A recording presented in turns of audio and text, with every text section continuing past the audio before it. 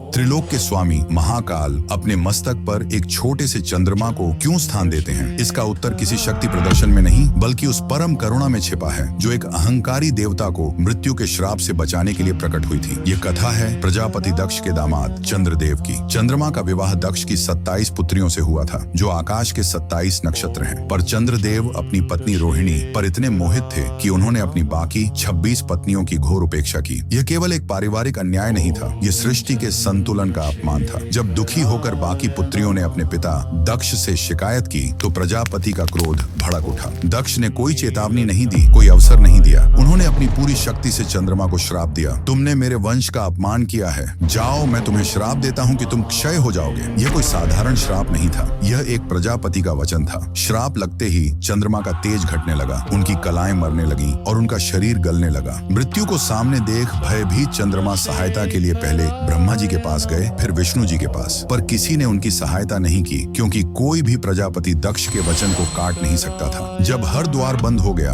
जब सृष्टि के रचयिता और पालक ने भी मुख फेर लिया, तब चंद्रमा ने वह किया जो हर असहाय जीव अंत में करता है। उन्होंने महादेव के चरणों में शरण ली। वे कैलाश पहुंचे और शिव के पैरों में गिरकर अपने प्राणों की भीख मांगने लगे। महादेव ने श्राप को देखा, चंद्रमा के पश्चाताप को देखा और सृष्टि के संतुलन को देखा। वे जानते थे कि श्राप को पूरी तरह समाप्त करना धर्म के विरुद्ध होगा, पर अपने शरणागत को मरने देना भी उनकी प्रकृति के विरुद्ध था। तब उन्होंने एक ऐसा मार्ग निकाला जो केवल महादेव ही निकाल सकते थे। उन्होंने चंद्रमा को उठाया और अपने शीश पर अपनी जटाओं में धारण कर लिया। शिव के शरीर का स्पर्श पाते ही चंद्रमा की मृत्यु रुक गई। महादेव ने श्राप का मान रखते हुए उसे संशोधित कर दिया और कहा, दक्ष का वचन व्यर्थ नहीं जाएगा। तुम 15 दिन क्षीण होगे, पर अगले 15 दिन मेरी ऊर्जा से तुम पुनः पूर्ण हो जाओगे। उसी दिन से कृष्ण पक्ष और शुक्ल पक्ष का चक्र आरंभ हुआ। वह अर्धचंद्र महादेव के मस्तक पर एक आभूषण नहीं बल्कि एक वचन है। यह वचन है कि जो कोई भी, चाहे वह कितना भी दोषी क्यों न हो, यदि सच्चे पश्चाताप के साथ उनकी शरण में आता है तो वे उसे मृत्यु के मुख से भी निकाल लाते हैं। वह चंद्रमा इस बात का प्रतीक है कि महादेव का दरबार न्याय का नहीं बल्कि करुणा का दरबार है। उस चंद्रशेखर के सम्मान में जो अपने भक्त के लिए श्राप को भी वरदान बना देते हैं, कमेंट्स में ओम चंद्रशेखर नमः अवश्य लिखें।